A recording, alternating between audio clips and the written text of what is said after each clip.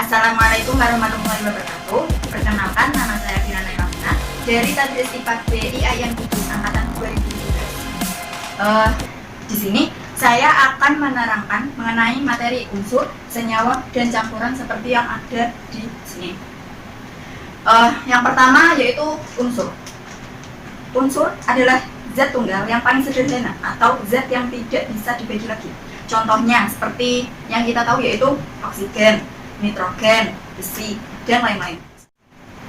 Yang kedua yaitu lambang unsur. Setiap orang pasti punya nama kan? Bayangkan jika kalian tidak punya nama, kan pastinya kita sulit untuk memanggilnya. Nah, begitu juga dengan unsur. Unsur juga mempunyai nama. Nama unsur ditetapkan oleh badan internasional yang bernama International Union of Pure and Applied Chemistry atau IUPAC. Sebelum itu, pada perkembangannya, John Dalton menemukan apa itu atom. Ia menyarankan lambang-lambang baru untuk unsur. Dalton membuat lambang unsur dengan lingkaran berukuran yang sama, tetapi di dalamnya berisi hiasan yang berbeda di setiap unsur-unsurnya, seperti yang ada di sini. Lama-kelamaan, pastinya kita akan sulit kan, mana membedakan misalnya hidrogen, nitrogen. Pastinya kita salah melihat sedikit, pastinya akan salah menamainya juga kan. Untuk itu, seiring perkembangan ilmu kimia, terutama penemuan proton, neutron, dan elektron, menyebabkan lambang yang digunakan oleh John Dalton itu menjadi sulit untuk digunakan. Akhirnya, Badan Kimia Internasional memutuskan untuk menggunakan lambang unsur dengan sistem IUPAC tadi. Itu digunakan sebelum baik yang sudah ada pada unsur maupun yang sesudah digunakan. Selanjutnya yaitu cara baca lambang. Dalam sistem internasional menggunakan huruf untuk membaca lambang dari unsur. Sistem internasional tersebut menggunakan huruf yang pertama yaitu huruf kapital atau dua huruf dengan huruf kapital dan huruf setelahnya. Contohnya seperti berikut. Yang pertama yaitu nitrogen. Dalam penamaan unsur tersebut, nitrogen itu dilambangkan dengan huruf N besar. Ya, nitrogen dilambangkan dengan huruf N besar. Selanjutnya yaitu contoh yang kedua yaitu natrium. Ini sama-sama N ya kan? Nah, untuk itu sistem internasional tersebut menggunakan dua huruf N sama A. Jadi huruf yang pertama yaitu kapital, huruf kedua yaitu huruf kecil seperti biasanya, yaitu natrium dilambangkan N besar dan A kecil. Seperti ini. Kalau kalian masih SMP, biasanya itu hanya menghafalkan nama lambangnya, nama unsurnya, dan nama lambangnya secara yang mudah-mudah saja. Biasanya kalian hanya disuruh menghafalkannya saja. Selanjutnya yaitu tabel periodik. Untuk zaman sekarang yang digunakan yaitu tabel periodik modern. Jadi untuk menyusun tabel periodik modern itu menggunakan kenaikan nomor atom unsur seperti gambar di samping.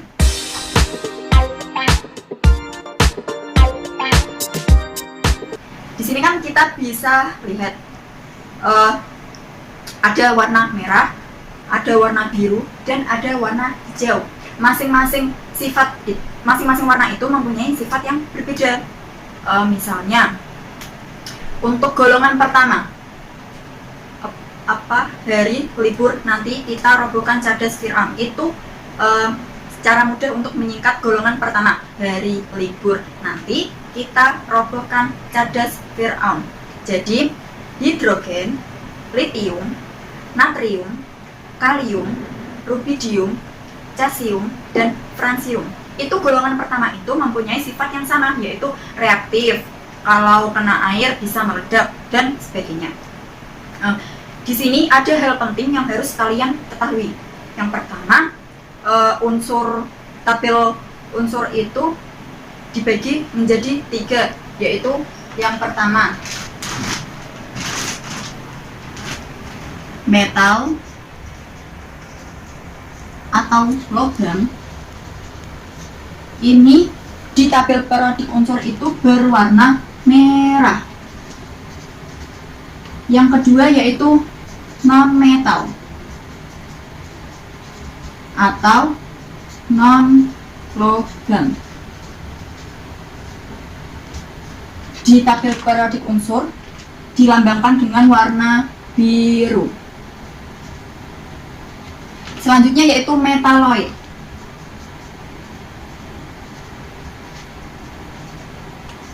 atau bisa logam dan non-logam. Ini dilambangkan dengan warna hijau.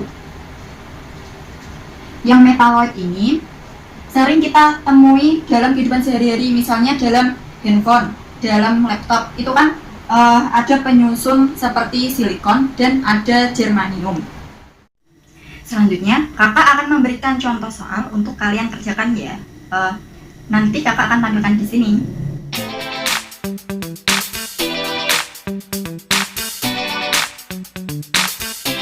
Coba kalian kerjakan dengan bimbingan orang tua, kakak, ataupun guru kalian untuk menentukan jawaban mana yang tepat.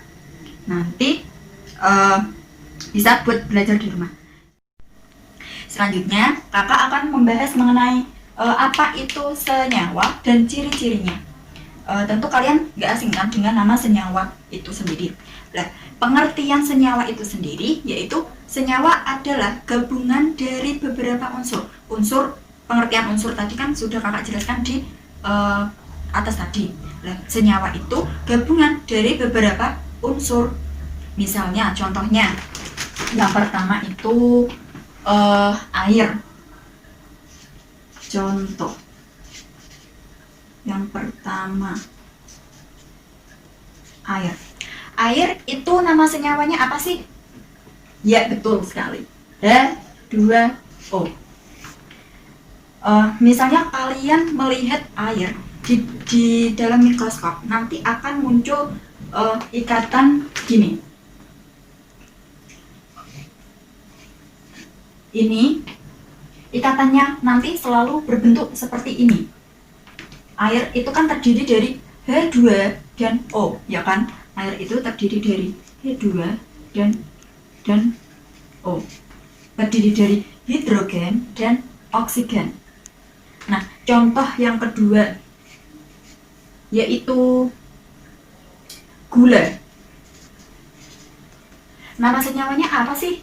Yaitu C12, H22, O11. Diingat-ingat ya, nama senyawa dari gula itu C12, H22, dan O11. Ini kan gabungan dari beberapa unsur ya kan? Yang pertama yaitu C, yang kedua H, dan yang ketiga O. Sudah jelas? Contoh yang selanjutnya yaitu garam. Nama senyawanya adalah NaCl. Ini kan terdiri dari berapa? Dua unsur, yaitu Na atau natrium dan Cl atau klorida. Sampai sini sudah jelas? Selanjutnya kakak akan membahas mengenai ciri-ciri dari senyawa itu apa sih? Pasti kalian bertanya-tanya kan? Ciri-ciri yang pertama yaitu disusun atas beberapa unsur. Sudah jelas kan tadi? Nanti kakak akan tampilkan ciri-cirinya di sini. Yang pertama yaitu disusun atas beberapa unsur. Contohnya, misalnya air, ada unsur H dan ada unsur O, ada unsur hidrogen dan ada unsur oksigen. Gula juga ada unsur karbon, hidrogen, dan oksigen. Begitu juga dengan garam, ada unsur natrium dan ada unsur klorida atau klorin. Yang ciri yang kedua yaitu dibentuk dengan reaksi kimia. Misalnya contoh yang kakak ambil yaitu air. Air itu reaksi kimianya gimana sih? Yaitu H2 plus O2 menjadi H2O. Ini contoh kalau ciri-ciri kalau senyawa itu ada reaksi kimia di dalamnya. Ciri Selanjutnya yaitu perbandingan unsur. Unsur penyusunnya itu selalu tetap. Misalnya H2O itu kalau air itu pasti H2O. Nggak bisa air itu HO atau H3O atau HO2, itu nggak bisa. Yaitu harus selalu air itu harus selalu H2O. Begitu juga dengan gula, begitu juga dengan garam, pasti senyawanya, nama senyawanya ini. Jadi perbandingan unsur penyusunnya itu selalu tetap. Selanjutnya yaitu sifat-sifat unsur penyusunnya tidak nampak lagi karena sudah menjadi senyawa, jadi sifat-sifatnya tidak nampak lagi. Yang terakhir yaitu unsur-unsurnya bisa dipisahkan kembali dengan reaksi kimia. Seperti yang kakak jelaskan tadi, di dalam senyawa pastikan di dalamnya ada reaksi kimianya. Nah, reaksi kimianya ini bisa dipisahkan kembali. Misalnya, ini kan reaksinya. Jadinya kan H2O. Untuk mencari H2O harus kita cari yaitu H2 plus O2. Misalnya unsurnya bisa dipisahkan kembali yaitu H2O. Misalnya yang diketahui H2O itu kita cari unsur-unsurnya kenapa bisa jadi H2O tanpa melihat ini. Nanti kita cari, nanti ketemunya ya H2 plus O2. Seperti yang kakak jelaskan tadi, untuk kalian yang masih SMP, pada tahap SMP itu masih ada tahap untuk menghafal unsur senyawa campuran itu. Jadi lebih mudah untuk kalian menghafalnya. Misalnya ada suatu senyawa yang sering kali keluar. Misalnya ini air, gula, garam. Kalian harus ingat nama senyawanya ini. Ada juga NaOH. Terus karbon dioksida atau CO2. Ada amonium juga. Ada urea. Nah, untuk selengkapnya nanti kakak akan tampilkan di sini ya.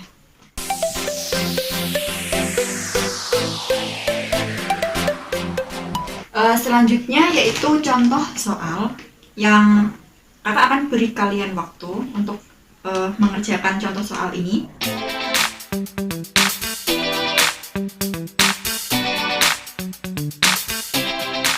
Bisa dikerjakan bersama teman atau orang tua atau guru les kalian, bisa dipelajari ya.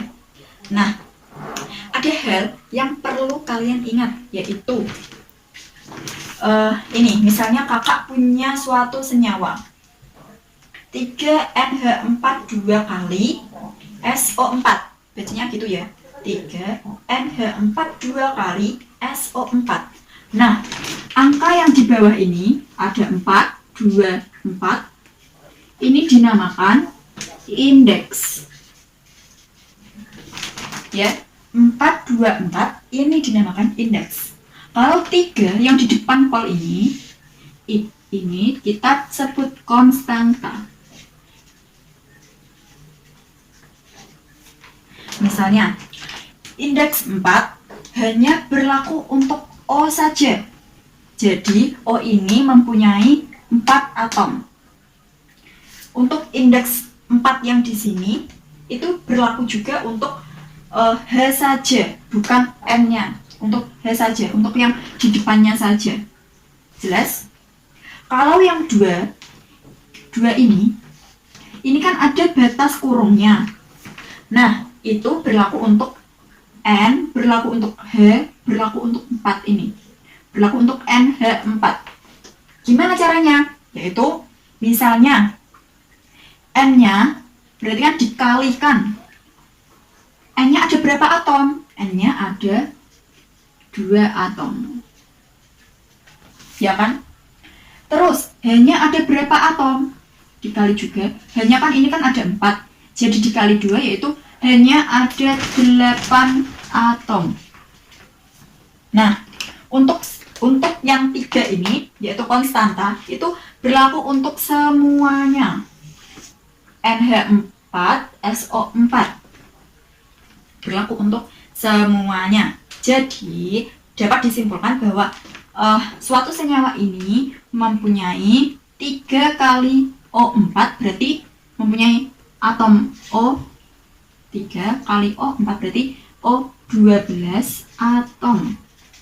S dikali 3 yaitu 3 atom.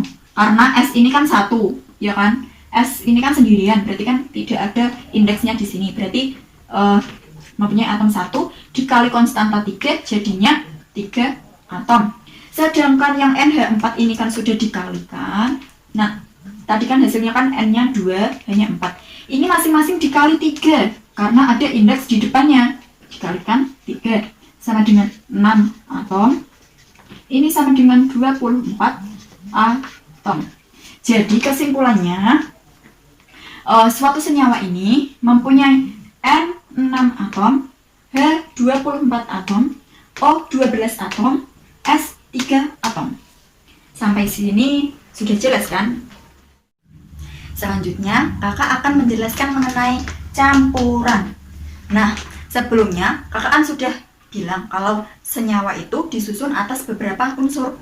Begitu juga dengan campuran. Campuran itu disusun atas beberapa senyawa. Diingat ya, campuran adalah gabungan dari beberapa senyawa. Ciri-cirinya yang pertama yaitu disusun atas beberapa senyawa pastinya. Yang kedua yaitu dibentuk dengan reaksi fisika.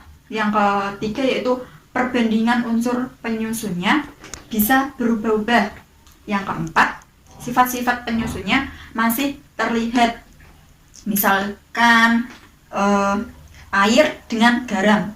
Nah, kalau kalian mencampurkan air dan garam, itu kan rasanya kan pasti kan asin ya kan? Lah, itu sifat unsur penyusunnya itu masih terlihat.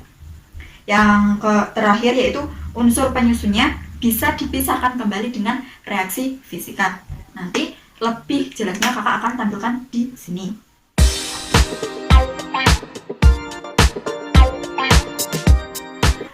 Nah, seperti yang kakak jelaskan, dalam unsur itu biasanya kan kalau kalian ketahui kan ada beberapa contoh campuran air dan gula, air dan pasir, air dan sirup, dan sebagainya.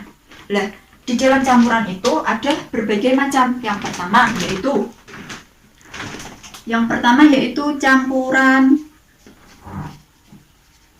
homogen. Campuran homogen adalah campuran yang zat penyusunnya sudah tidak terlihat lagi. Nanti diingat ya, campuran homogen yaitu campuran yang zat penyusunnya tidak terlihat lagi. Misalkan contohnya air dan gula. Ini kan kalau air dicampur dengan gula, itu kan pasti kan gulanya kan larut ke dalam air. Jadi kan tidak terlihat mana air, mana gula. Kan sudah dicampur kan menjadi satu. Yang kedua ada lagi air dan sirup. Apakah kita juga tahu mana kalau kalian mencampurkan air dengan sirup ke dalam suatu gelas, apakah terlihat mana yang air, mana yang sirup? Kecuali kalau kalian tidak aduk ya. Misalkan yang namanya campuran itu kan yang sudah dicampur ya kan. Lah, itu misalkan air dan sirup itu kan pasti kan nanti kan airnya bergabung jadi sirup, nanti kan rasanya kan manis ya, seperti sirup-sirup lainnya. Terus air dan kecap juga, itu kan air dan kecap sudah tidak terlihat lagi mana yang air, mana yang kecap. Selanjutnya yang kedua yaitu campuran heterogen. Campuran heterogen adalah campuran yang zat penyusunnya masih terlihat atau masih tampak. Misal yang kita temui dalam kehidupan sehari-hari yaitu air dan pasir. ketika kalian mencampurkan air dengan pasir, pastinya kan airnya masih terlihat dan pasirnya masih terlihat juga kan. Kalau kalian aduk-aduk di suatu gelas, nanti lama-kelamaan juga mau seberapa lama pun air dan pasir itu tidak bisa tercampur. Lah, namanya itu campuran heterogen. Yang selanjutnya, yang ketiga, yang terakhir yaitu koloid. Koloid ini antara gabungan dari campuran homogen dan campuran heterogen yang nantinya akan memunculkan efek Tyndall. Efek Tyndall itu apa sih? Efek Tyndall itu misalkan efek kalau ada suatu cahaya, ada suatu campuran terkena cahaya, nanti bisa memantulkan cahaya tersebut. Misalkan contohnya itu susu. Lah, susu ini jika kalian kasih senter, misalkan kalian membuat susu di dalam gelas tersebut, lah kalian kasih senter, itu nanti akan memunculkan efek Tyndall. Efek Tyndall yaitu pemantulan cahayanya itu tadi. Jelas? Yang terakhir, kakak akan memberikan suatu contoh soal yang kalian semoga bisa membantu kalian untuk mengerjakan atau untuk mengenai kesimpulan dari campuran tadi, campuran homogen, campuran heterogen, dan campuran koloid. Nanti kakak akan tampilkan di sini.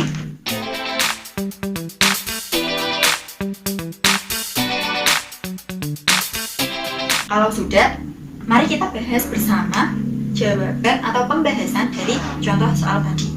Yang pertama yaitu tadi soalnya apa? Yaitu air. Contoh soal tadi ya.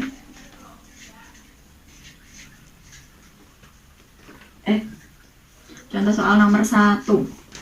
Ingat, yaitu air dan pasir. Kalian tentukan mana dari beberapa contoh itu yang termasuk heterogen, mana yang termasuk homogen, dan mana yang termasuk koloid. Air dan pasir, pastinya kalian sudah tahu kan? Yaitu campuran heterogen. Yang kedua yaitu misalkan sayur bening.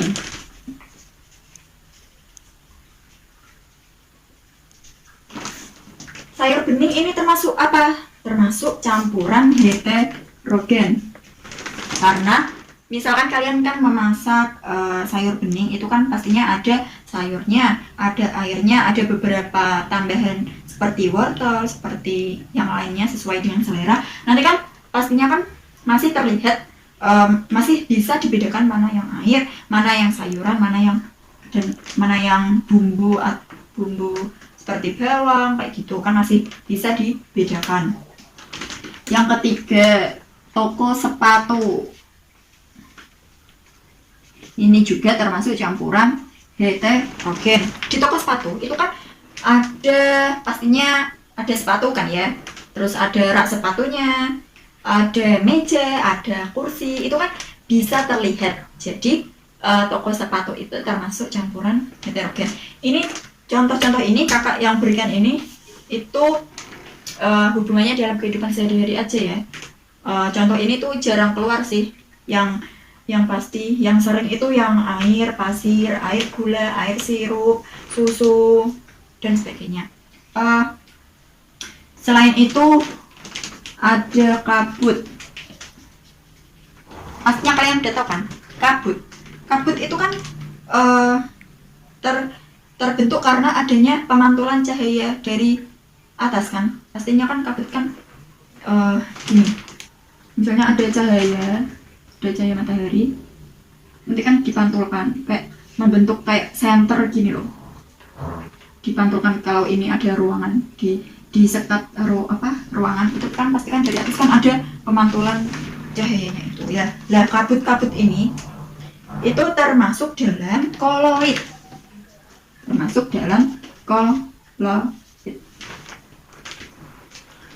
Selanjutnya yaitu air laut. Air laut kalian tahu kan? Pastinya rasanya asin. Lah, air laut itu